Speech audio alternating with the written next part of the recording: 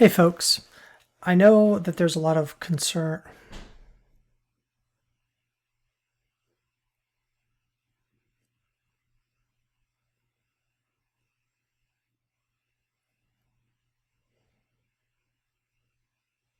Hey folks, the people at ITC have done a great job of preparing you to.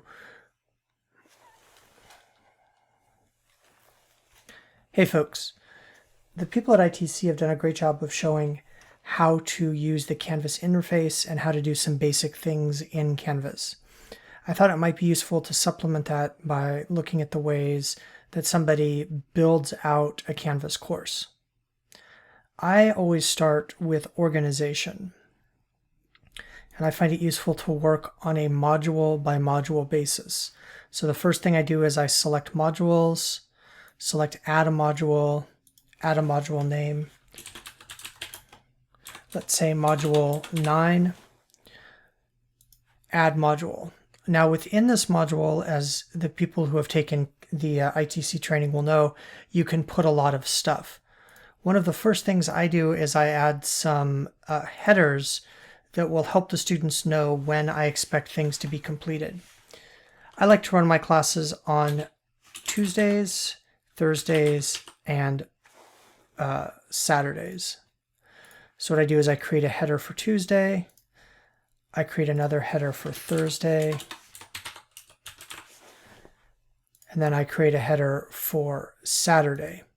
Saturday is just there as a due date for certain assignments that we begin to discuss on Thursday, but I don't want the students to have to complete by midnight that night.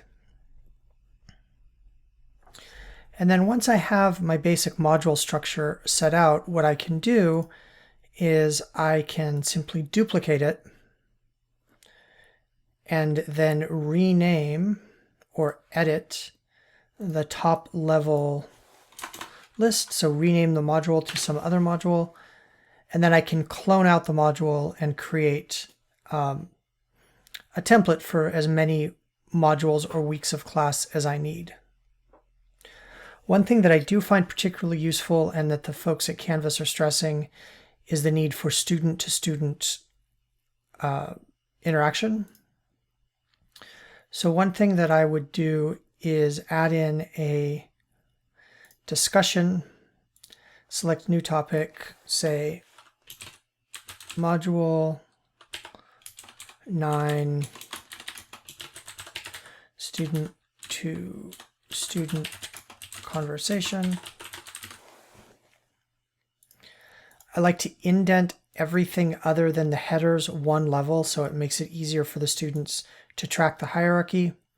And then I would go into this module and I would add in some directions. So you select the module, select edit, and then it's simply a matter of adding in the directions you want the students to follow. I happen to have some of these directions already prepared, so I copy and paste them in and then allow threaded replies and then click save. And then if we go back to the module view, you'll see that it's already there. Now, one thing to consider is if you want this element to be in all of your course modules, then you might be better off simply cloning the module with it there. So I deleted module 10. Now I go back in and I duplicate module 9. And now module 9 has been duplicated with that added element. In fact, if there are any elements you're going to keep from week to week, I find it useful to simply clone the whole module. Of course, we haven't discussed how to set up an assignment's due date, and we haven't considered what are reasonable times and turnarounds. But most of the material you have on your syllabus now will translate in terms of due dates and schedule. You probably only need to deviate from that where you foresee a significant roadblock or hiccup for your students.